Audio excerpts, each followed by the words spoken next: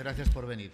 Hoy ha habido gobierno ordinario de la ciudad, intenso, como casi siempre, y entre las cosas que el Gobierno ha aprobado esta mañana están las siguientes que nos parece que podemos destacar, aunque luego podéis preguntar, como siempre, lo que consideréis. Y si lo sabemos, lo contestaremos. Y si no, lo buscaremos.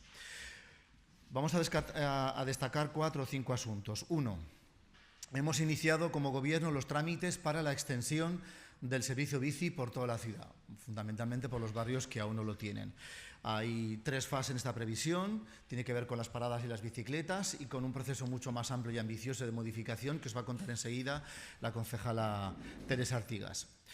Esto es muy importante para nosotras, la extensión del servicio bici, que además fue una promesa que va incluida en programa electoral y que va en presupuestos del año 2017. 2. El Gobierno de la ciudad ha decidido encargar por requerimiento al Colegio Oficial de Registradores y Registradoras de la Propiedad de Aragón una colaboración que es más que necesaria para elaborar un inventario de todos los bienes inmuebles inmatriculados por la Iglesia Católica en Zaragoza desde el año 1978.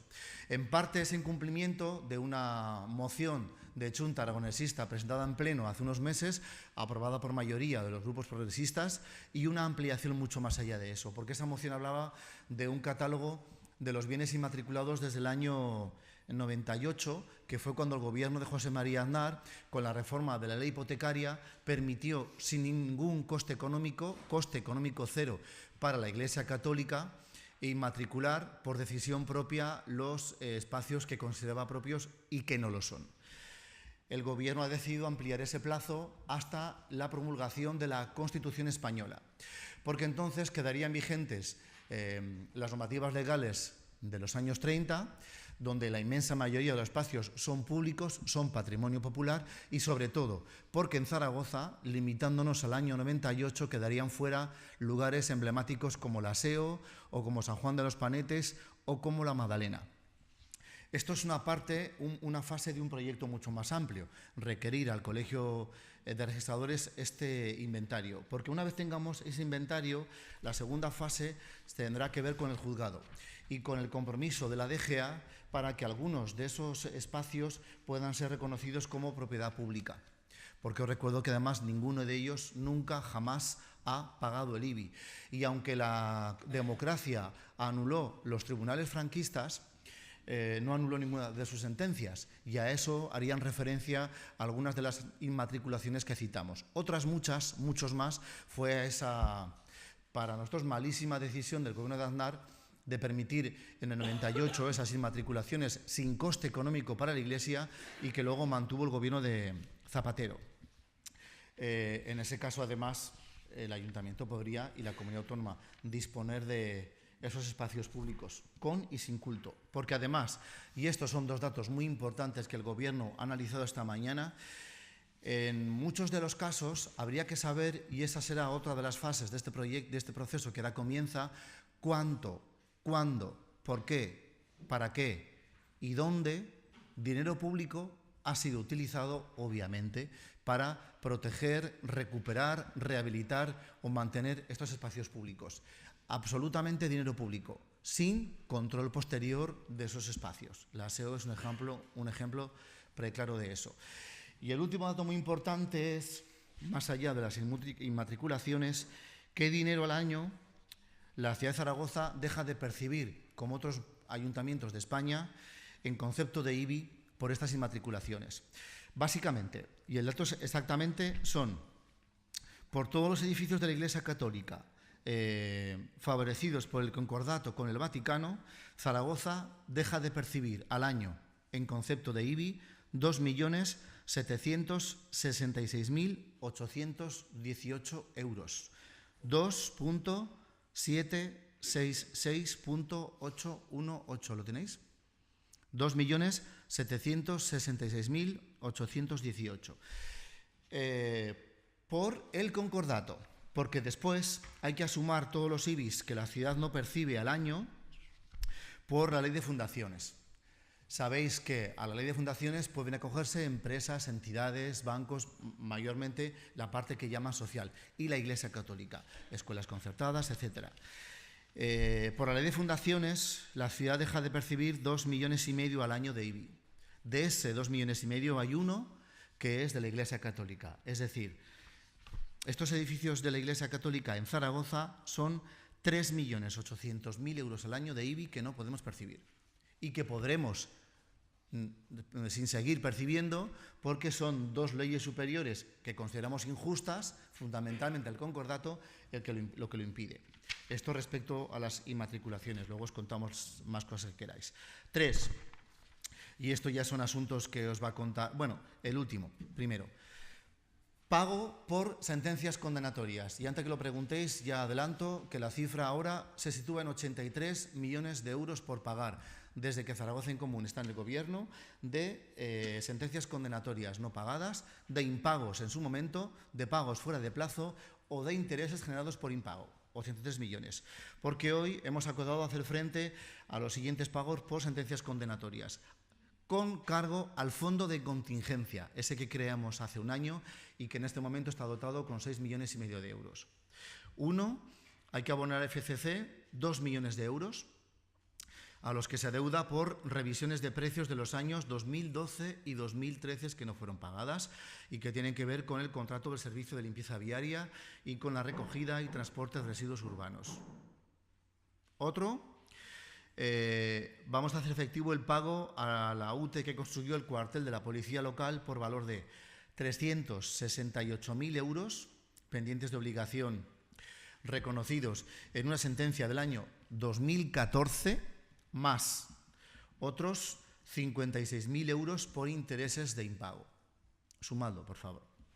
Esos más de 400.000 euros por impago en su día. Y también hemos de pagar 1.048.000 euros a una UTE que formaron en su día Estructuras de Aragón y Ebrosa como consecuencia de unos sobrecostes generados en la construcción de varios equipamientos municipales y que tampoco se pagaron en su día.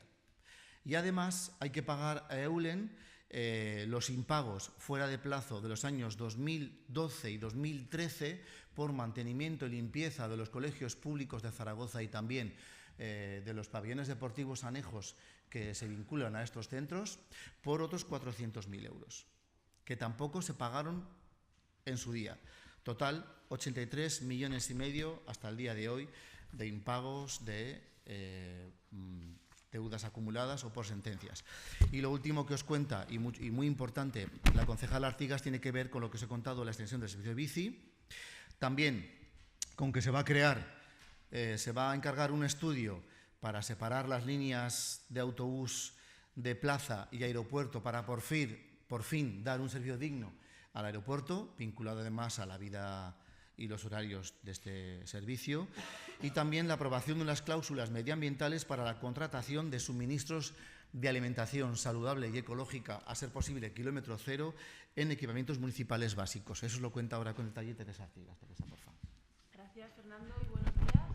Pues os parece, empiezo por el final. Como acaba de indicar el consejero, y hemos aprobado en Gobierno la incorporación de criterios ambientales en todos los pliegos que a partir de ahora licite el Ayuntamiento y que tengan que ver con alimentación, sean las escuelas infantiles, equipamientos culturales, centros de mayores. A partir de ahora, en todos estos pliegos se puntuará, se tendrá en cuenta el que dentro de la oferta que presente el contratante incorpore la compra de producto ecológico, de producto de kilómetro cero, producto fresco, los circuitos cortos de comercialización, dentro de una política que ya sabéis que estamos trabajando más amplia de alimentación para la ciudad, de fomento de los productos sostenibles y también por una preocupación pues, por la salud de los zaragozanos y zaragozanas, en tanto en cuanto pues, es muy importante saber cómo nos alimentamos y el tipo de productos que estamos consumiendo en aras de tener pues, una mejor, pues, una alimentación más saludable. Vamos. Hasta ahora se habían hecho pequeñas experiencias en las escuelas infantiles o en algunas de las concesiones que se han sacado en las fiestas del Pilar, pero digamos que esto engloba y a partir de ahora todos los criterios tendrán que cumplir, todos los pliegos tendrán que cumplir esta serie de criterios. Pensamos también que esto va a ser un impulso para el fomento de la producción agroecológica y de kilómetro cero dentro de Zaragoza. Ya sabéis que durante este año se han ampliado los puntos de venta de productos ecológicos en Zaragoza, moviendo el mercado agroecológico a la Plaza del Pilar o con la incorporación del puesto en el mercado de Valdespartera. También se están sirviendo estos productos en 2 colegios públicos, en el Colegio Espartidero y en el Colegio Agustina de Aragón, que las familias están autogestionando las cocinas, y digamos que esto es un pasito más en aras de que el ayuntamiento sea ejemplo y también en sus propios pliegos incorpore este tipo de productos. La segunda de las cuestiones que tiene que ver con mi área, con medio ambiente y movilidad, que ha nombrado también el consejero, que se ha aprobado ahí en Gobierno, es el encargar al Consorcio de Transportes del Área Metropolitana de Zaragoza la elaboración del estudio técnico para esa nueva línea de autobús para el aeropuerto de Zaragoza. Hasta ahora ya sabéis que se estaba prestando el servicio conjunto entre Plaza y el aeropuerto y que no estaba dando un servicio adecuado ni a Plaza ni al aeropuerto. Con esta nueva línea que va a estudiar el consorcio, que además estará adaptada a los horarios de llegadas y de salidas de los vuelos, pensamos que se va a dar un servicio mucho mejor de transporte público al aeropuerto, contando con que hoy aproximadamente el 25% de las personas que utilizan el aeropuerto de Zaragoza van en autobús.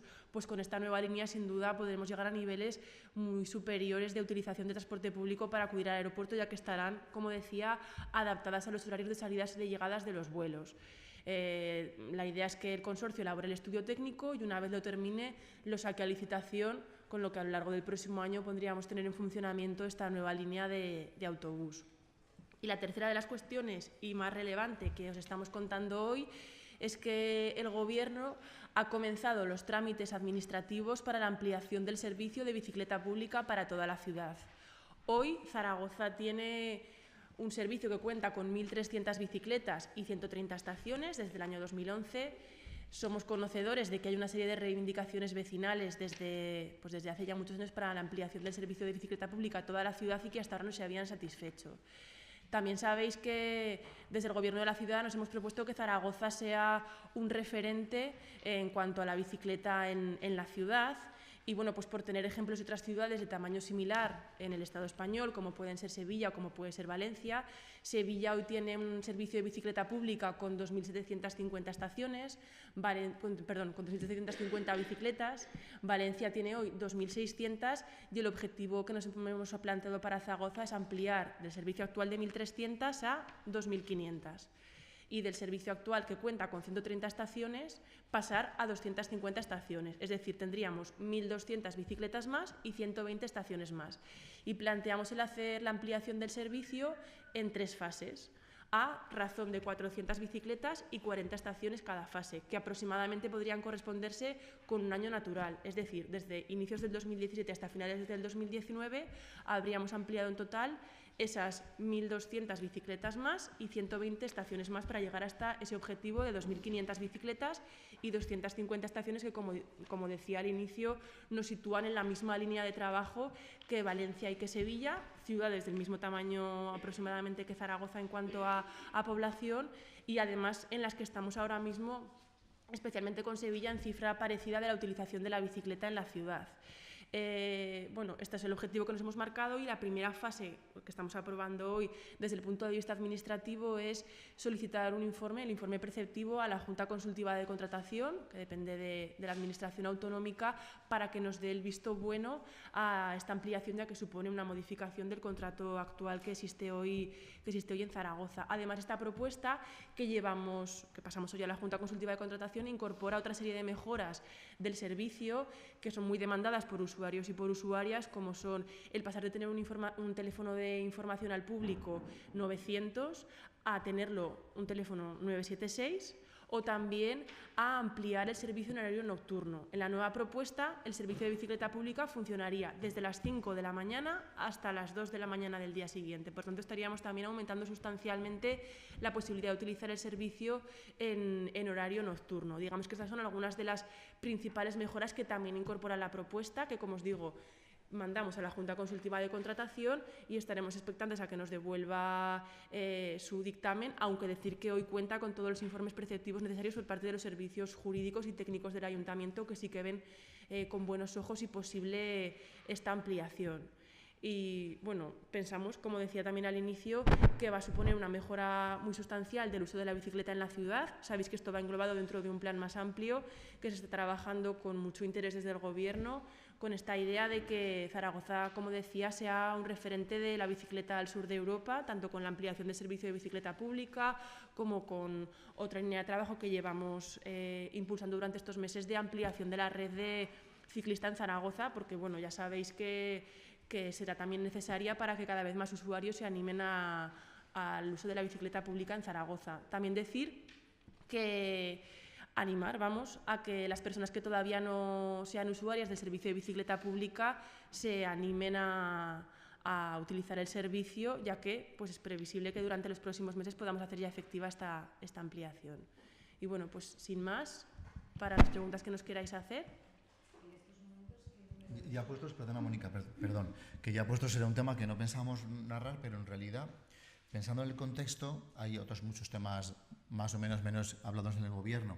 Uno es, dadas algunas polémicas que se generan todos los meses en las comisiones de Hacienda y Cultura y Turismo, hoy también, por ejemplo, se ha dado visto bueno, también desde el área de Teresa Artigas, la Agencia de Medio Ambiente y Sostenibilidad ya remite para su tramitación los pliegos de prescripciones técnicas para la contratación del servicio de lo que se conoce como Biblioteca del Agua, en realidad el Centro de Documentación del Agua y Medio Ambiente. ¿Por qué digo esto?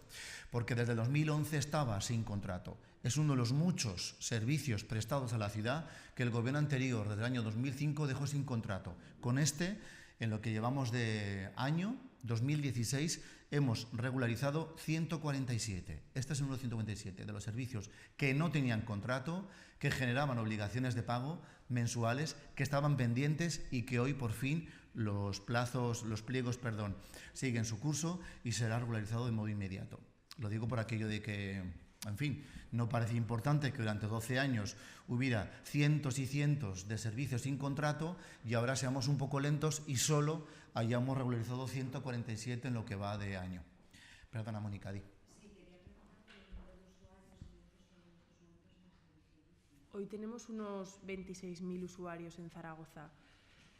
Sabéis que el número cayó después de la sentencia que anuló parte de la ordenanza de peatones y ciclistas, y de ahí nuestro empeño por el dotar a la ciudad de más vías ciclistas por las grandes avenidas, de manera que todas las personas que quieran utilizar la bicicleta puedan sentirse seguras para circular por la ciudad, porque ya sabéis también que el barómetro de la bicicleta nos habla de que la principal escollo que ven las personas que no van en bici para animarse a circular en bici por la ciudad es precisamente la sensación de inseguridad.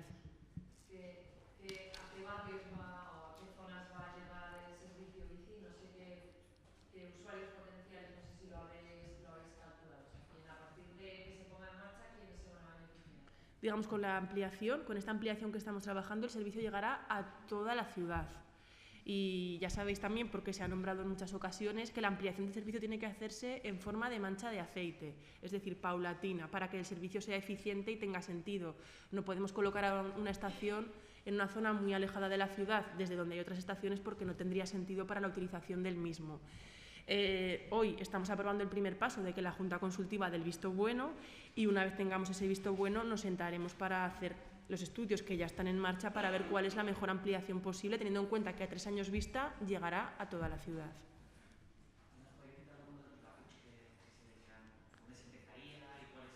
Todavía se está estudiando y podremos dar datos de los barrios en los próximos meses. Primero, Junta Consultiva de Contratación. En paralelo, elaboración de la propuesta de la ciudad completa. Y en cuanto tengamos barrio a barrio, lo iremos desgranando. ¿Pero se harán también carriles bici aparte de las estaciones? Claro, los carriles bici no es que se harán, es que ya se están haciendo. Quiero decir, sabéis que es una de las líneas estratégicas.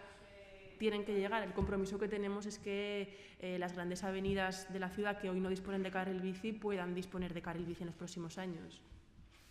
Decías que había 26.000 usuarios en este momento. ¿Cuántos se perdieron y se han ido recuperando con esa ampliación de los carriles bici? Se han ido recuperando, pero la recuperación es más lenta de lo que fue la caída. Sabéis que las personas que en su día empezaron a utilizar el servicio de bicicleta pública eran los que más tendían a utilizar quizás las aceras, ¿no? Al haber toda esa confusión y la prohibición, fueron los que más miedo empezaron a tener a la hora de circular por la calzada, porque digamos que los ciclistas que van en su bicicleta particular, muchos ya venían utilizándola desde antes de que estuviera esa opción de circular por las aceras. Entonces sí que pensamos, o sea, eso es una parte. Y otra parte es que hay personas que se hicieron usuarias del servicio de bicicleta pública en los inicios, pero al no llegar a extenderse a toda la ciudad no lo veían útil, pues si por ejemplo tienes que ir un día a Valdespartera por lo que sea, que hoy no hay estaciones de bici allí, ¿no? Entonces sí que pensamos que tanto la ampliación del servicio de la mano con la ampliación de las vías ciclistas va a suponer un aumento sustancial de la bicicleta pública. También teniendo en cuenta que hoy Zaragoza, sin tener todavía servicio de bicicleta pública en toda la ciudad, tiene los mismos usuarios de bici aproximadamente que Sevilla o que Valencia, que sí que disponen de servicio en toda la ciudad. Entonces sí que Zaragoza, por sus características, y es una ciudad pues muy adecuada para desplazarse en bicicleta, y llevando de la mano estas dos alternativas sí que pensamos que habrá otra vez un aumento sustancial de los usuarios de la bicicleta en la ciudad.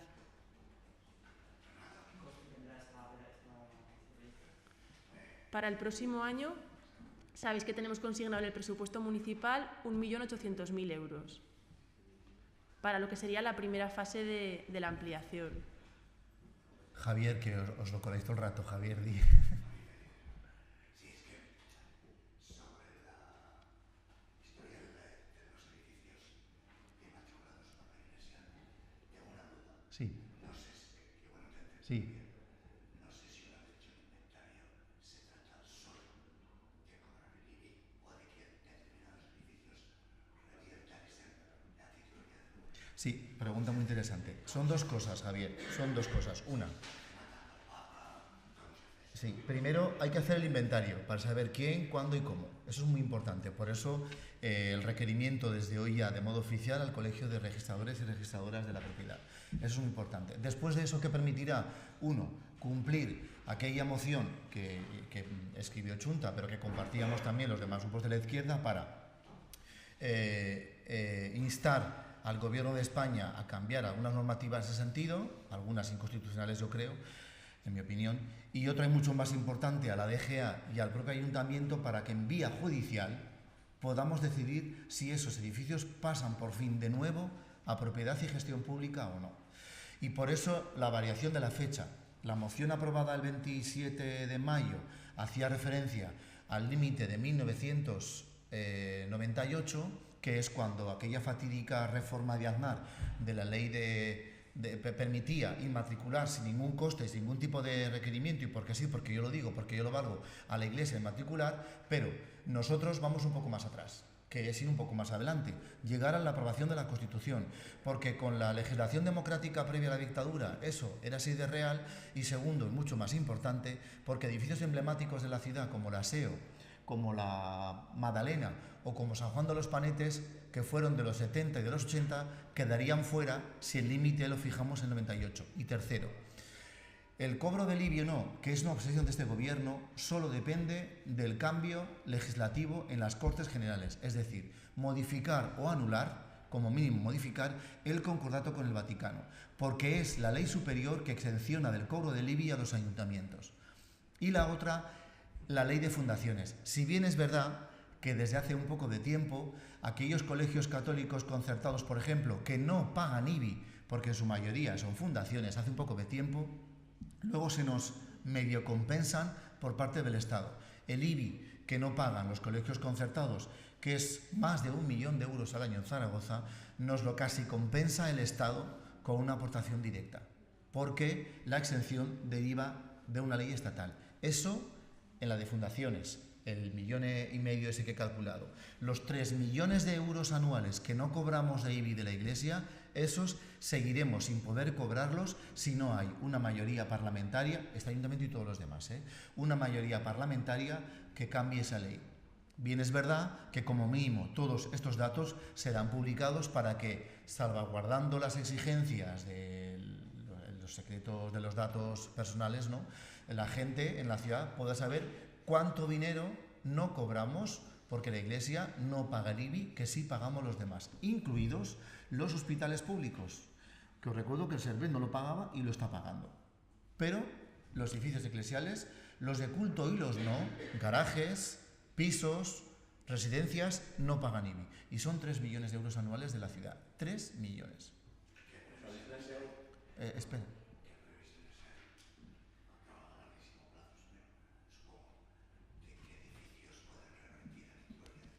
Bueno, primero tengamos el inventario, después veremos a ver cuál es el proceso en cada uno de ellos y tercero, decidamos con o sin la DGA cuáles podrían pasar, cuál es a la DGA, cuál es al ayuntamiento, pero a ver, el hecho de que algunos que estarían fuera, si ponemos el límite en el 98, lo ampliemos a la Constitución, es porque nos interesan especialmente. Por eso es muy importante la siguiente fase que ya veremos a cabo, que es, DGA, por favor, de modo oficial, explíquenos, y al Estado central y al propio ayuntamiento, hagamos la suma. ¿Cuánto dinero público ha costado, por fortuna, el mantenimiento, recuperación y rehabilitación de estos edificios que no están bajo control público, pero que solo mantiene el dinero público? Y la SEO es un paradigma sobre eso. La SEO que cobra entrada. ¿Desamortización? No. La primera parte sí. No. Un terreno, por ejemplo, de la iglesia que pasa a servicio público, es decir, se lo arrebata la administración. No. No, Antonio, eso es una opinión, una pregunta, pero la respuesta, si fuera una pregunta, sería, con esta pretensión, con esta idea, lo que pretendemos es una cosa muy sencilla, anular aquellos desmanes que provocó la reforma de Aznar en el 98 y recuperar aquellos edificios que ya estaban antes de la dictadura puestos en servicio público y que la dictadura volvió a enviar a la iglesia y que Aznar permitió que se inmatricularan. Y os recuerdo que esta misma semana hay una sentencia indiscutible del Tribunal de Derechos Humanos de Estrasburgo que da la razón a estas pretensiones y dice que no es justa la inmatriculación. Lo dice Estrasburgo. El Tribunal de Derechos Humanos, perdona. Os habéis planteado la exención del IBI de los edificios eclesiásticos, es una decisión del Gobierno Central ya concordada en el 79 y la ley de régimen de haciendas locales permite pedir compensaciones por las mermas de tributos. Una pregunta es si os habéis planteado la posibilidad de reclamar que el Gobierno sea central que compense esa merma de ingresos, y otra es que la exención se limita a templos y capillas dedicados al culto. ¿Sería aplicable a templos cerrados parcialmente como la SEO y a centros clausurados de facto como la Magdalena? Sí y sí. Pero de hecho, en la primera pregunta creía haberla respondido. Ya digo que hay una compensación en torno al 1 millón de euros que cada año recibimos del Estado, del Gobierno del Estado español, por aquel IBI que no pagan los colegios concertados en sus tramos de enseñanza obligatoria y que están exentos de IBI por la ley de fundaciones. O sea, en los tramos educativos concertados hasta los 16 años, ese 1 millón aproximado nos lo compensa el Estado. El resto no, nadie. Y la primera parte, o la segunda en este caso. Sí, claro. De hecho, mira, cuando se inmatricula la Magdalena, está en obras de rehabilitación y recuperación, que estaba en estado lamentable y quedó divina, nunca mejor dicho, con dinero 100% público. Y hoy sigue cerrada. ¿Es un ejemplo? Claro que sí, porque eso desde los años 30 era patrimonio público, y es la dictadura, es el fascismo el que vuelve a dar ese privilegio medieval a la Iglesia con esos edificios. Y hoy, bueno, reforzado por la ley de Aznar, mantenida por Zapatero, anulada por Rajoy, y es el Tribunal de Estrasburgo de Derechos Humanos el que nos anima aún más, porque dice que eso no puede seguir siendo así, que son inmatriculaciones ilegales en España y en Europa, solo que en España fueron, pues bueno, un parque temático directamente. Aquí se pusieron a inmatricular como, pues esos. ¿Más? El tema de las sentencias condenatorias, han dicho 83 millones, pero aquí anunciáis las últimas. Claro, aquí anunciamos las que hemos aprobado esta mañana en Consejo. Que son, hay una más que os falta, Marimar, hay una más que falta. Son estas tres que veis aquí, los 2 millones de FCC, los casi 400.000, incluidos los más 56.000 euros de intereses de demora por impago en su era, 2011 y 2012, la policía local, y ese millón largo en los sobrecostes de equipamientos municipales, más de muchos equipamientos municipales que se construyeron en la época en que todos estábamos felices y ricos. Todos costaban más de lo que al principio estaba presupuestado, y en esos dimes y diretes judiciales no se pagaron y ahora nos obligan a pagarlos. Hay una lista muy larga. Más 390.000 euros de Eulen por el mantenimiento de colegios y los pabellones aledaños de los años 2011, 12, 13, 14 y 15 que no se pagaron. Esto, más lo que ya habíamos asumido desde junio del 2015, son 83 millones de euros por ahora, incluidos los que hemos pedido al FIE. Perdonad que vuelva otra vez a lo de las bibliotecas, ¿cuánto tiempo hay que esperar para que se desbloquee y cuándo podríais empezar a dar primeras pasiones en los nuevos? Pues esperemos que lo menos posible. Digamos que ahora ya no está en la mano del ayuntamiento el saber el plazo que va a tardar la Junta en consultar, pero por situaciones anteriores esperamos que en los primeros meses del año tener ya la respuesta para poder empezar con la ampliación. ¿Ya está?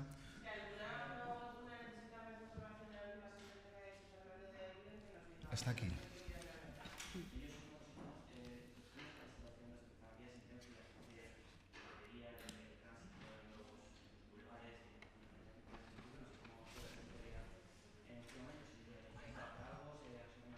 No te oigo bien. Es la última.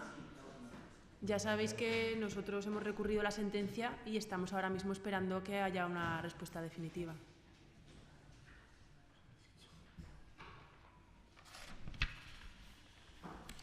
¿Algo más? Los vecinos del barrio de Jesús tienen decidido ya lo que quieren hacer con Casa Solans, que es una inocentada, porque hoy estamos en el día del sorteo. ¿Qué han decidido? Ya lo tienen decidido. Ah, no. Si el ayuntamiento tiene decidido qué va a hacer con ese edificio, lo van a instalar. Insisto, hay un proceso de participación. Esto es en serio, ¿eh? La inocentada no es esta. Bueno, no he hecho ninguna. Bueno, sí, bueno, ya sabéis que Pablo Híjar ha anunciado su marcha del Grupo Municipal. Es una gran pérdida, se va a sumar al Grupo Municipal Popular. Ha sido la última vez que ha venido al Gobierno esta mañana. Lo ha explicado abiertamente lo que ya sabíamos por pasillos y contó en su Facebook, pero a partir de la semana que viene será concejal del PP. Pero, lo que decías del Barrio Jesús, hay un proceso de participación abierto que dirige la Consejería de Participación de Elena Giner, que se ha paralizado momentáneamente unas pocas semanas porque había otros muchos abiertos, mucho más intensos, y la promesa se va a cumplir. Es un proceso de participación para que los vecinos del distrito, del Barrio Jesús y más, del distrito, decidan el destino de Casa Solans con algunos peros. Los peros son informes, por ejemplo, de patrimonio, que establece que, en su criterio, ese informe será enviado a todo el vecindario, a toda la Junta de Distrito. En su criterio, ese edificio tiene que ser mantenido con cierto aspecto museístico, entonces hay que limitar el tránsito humano diario, por ejemplo, y limita también el uso futuro que pueda tener, porque si se pervierte su aspecto exterior, anularíamos todo aquel dinero, que fue inmenso, y proyecto de recuperación del interior y del exterior del edificio. Pero habrá un proceso y la Junta decidirá qué hace con Casa Solans. Pero eso ya lo contamos en comisión y creo que lo preguntó Manu alguna vez y tú lo has preguntado algunas veces y en comisión ha salido. Cuando a la vuelta de Reyes se inicie ese proceso, pues los vecinos decidirán. En la Junta de Distrito. No en el barrio solo, en todo el distrito. ¿Ya está? ¿Ya? Gracias. Gracias.